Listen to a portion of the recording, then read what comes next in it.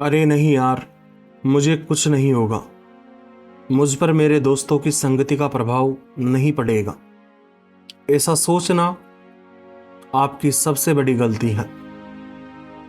अगर यह बात कोई ऐसा व्यक्ति कहे कि उस पर असर नहीं पड़ेगा क्योंकि वह जितना कचरा उनके दोस्तों से लेगा उतनी ही ज़्यादा सफाई करेगा और अच्छे विचारों से वापस से खुद को भरेगा, तो ऐसा व्यक्ति भले ही बुरी संगति में भी बर्बाद होने से बच सकता है। लेकिन इसका मतलब यह नहीं है कि उस पर संगति का प्रभाव नहीं पड़ रहा है। उस पर संगति का प्रभाव पड़ रहा है, लेकिन वह उस बुरी संगति के प्रभाव को मिटाने के लिए अच्छी संगति भी कर रहा है। अच्छी संगति से मेरा मतलब है कि वह किताबों के माध्यम से या किसी और चीज के माध्यम से अच्छे अच्छे विचार अपने दिमाग में भर रहा है, उन पर चलने की कोशिश कर रहा है। किसी कमरे में कूड़ा करकट पटक दो और फिर उसे साफ कर दो। इससे कमरे की सुंदरता पर कोई भी बुरा प्रभाव नहीं पड़ेगा।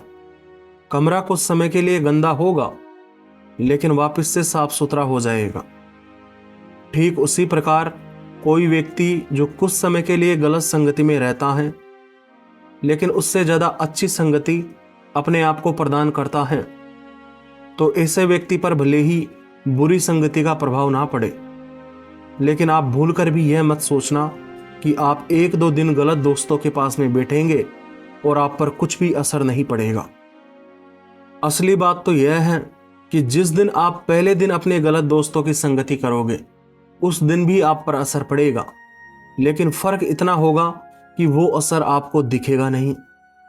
किसी मजबूत पत्थर पर एक बड़ा सा हथौड़ा लेकर प्रहार करो।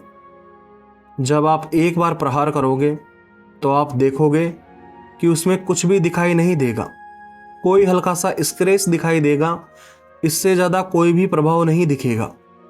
लेकिन इसका मतलब यह नहीं है कि उस हथौड़े के द्वारा उस पत्थर को तोड़ा नहीं जा सकता। अगर बार बार प्रहार किया जाए तो वह हथौड़ा उस पत्थर को तोड़ देगा। शुरुआत में आप कई प्रहार करेंगे, उसमें आपको कुछ भी असर नहीं दिखेगा, लेकिन अंत में जब आप एक मारेंगे तो वह पूरा पत्थर बिखर जाएगा। इस बात से साबित होता है कि हथौड़ा उस पत्थर पर हर बार प्रभाव डाल रहा था, लेकिन उसका प्रभाव दिख नहीं रहा था। लेकिन वह हथौड़ा उस पर पड़ता रहा तो एक समय के बाद में तुरंत उसका प्रभाव दिख गया और वह पत्थर टूट गया। ठीक उसी प्रकार आप एक दो दिन गलत दोस्तों की संगति में रहोगे, इससे आपको कुछ असर नहीं दिखेगा। आपको लगेगा कि सब कुछ नॉर्मल है, लेकिन धीरे धीरे उनके विचार आपके दिमाग में घुसते जाएंगे और आपका नजरिया उनके जैसा होने लग जाएगा। शुरुआत में यह आपको नॉर्मल लगेगा, लेकिन एक दिन अचानक से आप उनकी गलत संगति अपनाने लग जाओगे और फिर यह सिलसिला रुकता ही नहीं है। फिर तो हालत ऐसी हो जाती है कि आप गलत संगति के मामले में उनसे भी आगे निकल जाते हो। एक गिलास पानी लीजिए और उसमें थोड़ा सा कचरा डाल दीजिए। वह पानी तुरंत गंदा हो जाएगा और पीने लायक नहीं रहेगा। लेकिन अब उस पानी को साफ करने का प्रयास कीजिए, आपको बहुत समय लग जाएगा। मैं कहना चाहता हूं कि इंसान बुरी संगति का शिकार बहुत आसानी से बन जाता है, लेकिन उसे अपनी संगति को अच्छा करने में बहुत समय लग जाता है। बुरी संगति से आपके चरित्र के खराब होने में ज़्यादा समय नहीं लगता है, लेकिन एक अच्छे चरित्र निर्माण के लिए आपको सालों लग जाते हैं। इसीलिए सबसे महत्वपूर्ण बात यह है, यदि आपका चरित्र पहले से ही अच्छा है तो कोशिश कीजिए कि इस बुरी संगति में रहकर आप इसे खराब करने की कोशिश ना करें, क्योंकि इसे बिगड़ने में टाइम नहीं लगेगा, लेकिन आपको इसे बनाने में सालों लग जाएंगे। और यदि आप पहले से ही बुरी संगति में हैं तो कोशिश कीजिए कि आप उन लोगों से दूर ही हो जाए। बात केवल लोगों से दूर होने की नहीं है, बल्कि उन हरकतों से भी दूर हो जाए जो आपने उनसे सीखी है। प्रत्येक व्यक्ति में जन्मजात कुछ गुण होते हैं, कुछ दोष होते हैं जो उसकी सफलता या असफलता को प्रभावित करते हैं। लेकिन एक व्यक्ति के जन्मजात गुण या जन्मजात दोष एक व्यक्ति की सफलता या असफलता को उतना प्रभावित नहीं करते जितना प्रभाव एक व्यक्ति के अपने वातावरण से सीखने से पड़ता है। अगर एक व्यक्ति को सही वातावरण मिल जाए, सही संगति मिल जाए, तो ऐसा व्यक्ति अपने जन्मजात दोषों के बावजूद भी सफल बन जाता है। और अगर एक व्यक्ति को संगति अच्छी ना मिले तो उसके पास में सब कुछ होने के बावजूद भी वह सफल नहीं बन पाता है।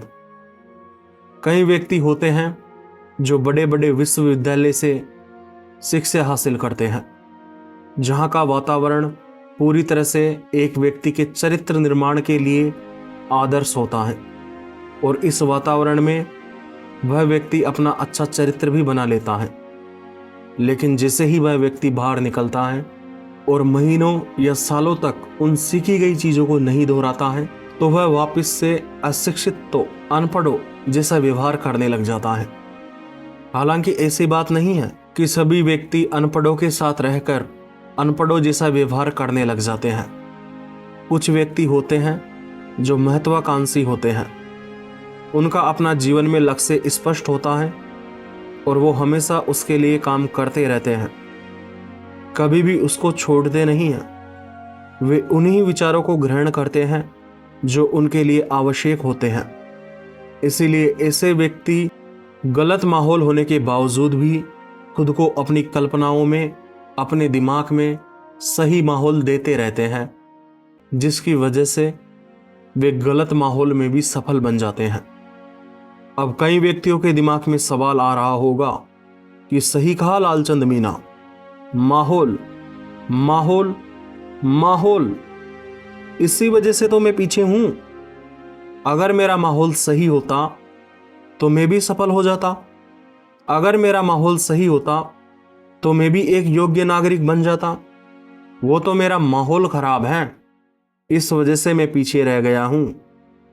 इसमें मेरी कोई गलती नहीं है, और क्योंकि मेरा माहौल खराब है इस वजह से मैं कुछ कर भी नहीं सकता। तो मैं ऐसे व्यक्तियों से कहना चाहूँगा कि हमारे दिमाग की एक आदत होती है कि वह आसान से आसान चीज़ों को चुनने की कोशिश करता है ताकि उसे कुछ ना करना पड़े या उसे बहुत कम करना पड़े। और ऐसा करने के बाद में वह तर्क भी देता है कि वह चीज़ सही है, जैसे कि आप तर्क दे रहे हो कि आपका माहौल गलत है, इस वजह से आप आगे नहीं बढ़ पा रहे हो। लेकिन मैं आपसे पूछना चाहता हूँ, यदि आपका माहौल गलत है तो आपने अपने इस माहौल को छोड़ने की कोशिश की? क्या आपने नया माहौल अपनाने की कोशिश की? अगर नहीं की तो आप अपने बहानों की वजह से असफल हो। हाँ, यह बात भी है कि कई बार व्यक्तियों की सिचुएशन ऐसी होती है कि भरपूर प्रयास करने के बावजूद भी वे अपने माहौल को नहीं छोड़ सकते। वे भले ही छोड़ना चाहते हो, लेकिन उन्हें कोई नया माहौल नहीं मिलता है या कुछ मजबूरी की वजह से वे ऐसा नहीं कर पाते हैं।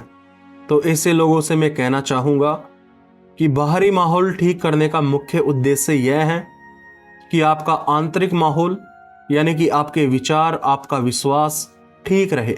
अगर आपका बाहरी माहौल खराब है लेकिन आप अपनी कल्पना शक्ति का प्रयोग करके अच्छी अच्छी किताबें पढ़कर, अच्छे अच्छे वीडियो देखकर, अच्छे लोगों को सुनकर इत्यादि सब करके अपने अंदर के माहौल को सही रखते हो, खुद को उससे प्रभावित नहीं होने देते हो, तो भी आप सफल बन जाओगे।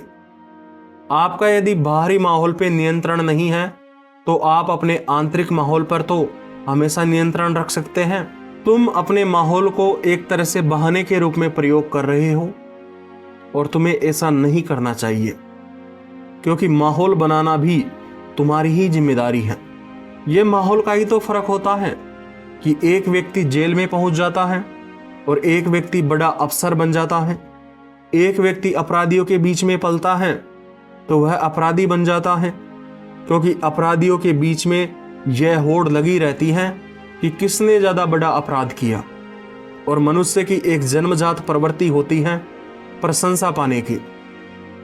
3-4 साल का बच्चा जो ज़्यादा कुछ नहीं जानता, लेकिन वह इस बात को जानता है कि प्रशंसा मिलने से उसे खुशी होती है तो वह प्रशंसा पाने के चक्कर में अपराध करता है, और जब वह बार बार अपराध करता रहता है तो वह बड़े अपराधों को भी अंजाम देता है और फिर अंत में जेल में पहुंच जाता है।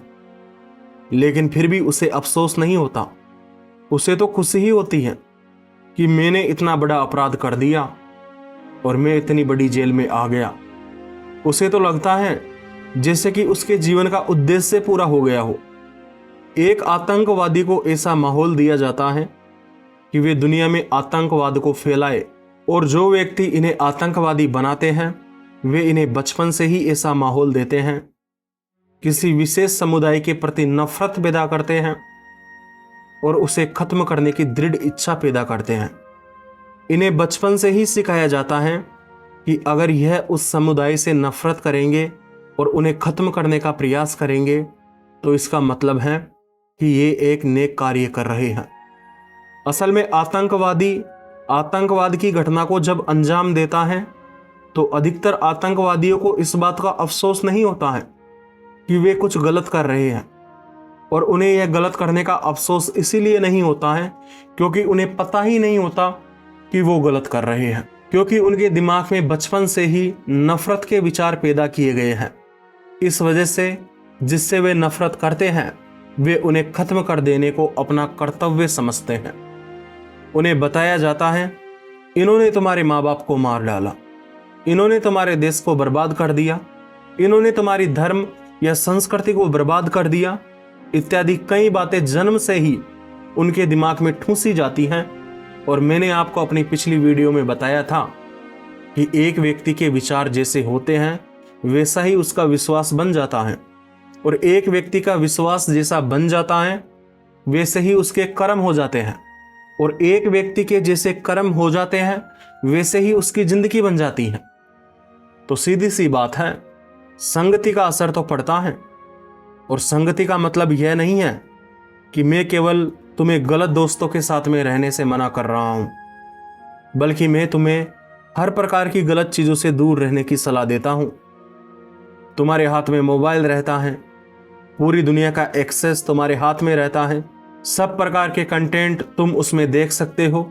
अगर तुम गलत कंटेंट देखते हो, अश्लील कंटेंट देखते हो, तो तुम्हारी मानसिकता भी वैसे ही हो जाएगी और तुम एक नीच व्यक्ति बन जाओगे।